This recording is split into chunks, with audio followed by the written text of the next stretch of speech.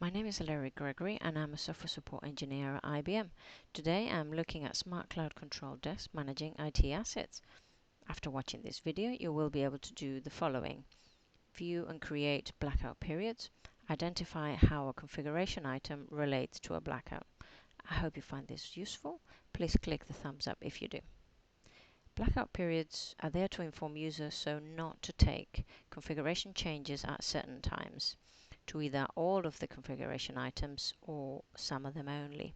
So let's see how we would implement this. So if we go to changes, blackout periods, we're able to list the ones that are already by pressing return, and then we can create a new one.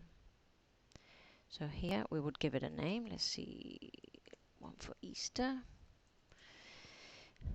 And we could have start time on the 1st of April.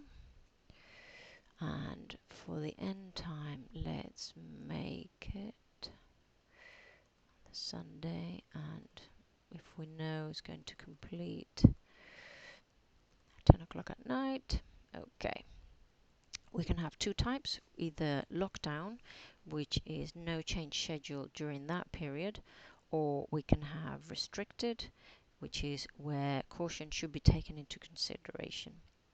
Let's leave it as lockdown.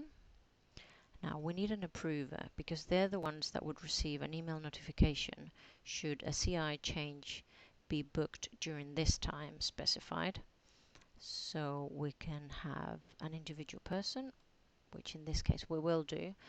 Alternatively, we could have had an approver group, which if you knew a group that's in charge of this configuration blackout, then you could identify them.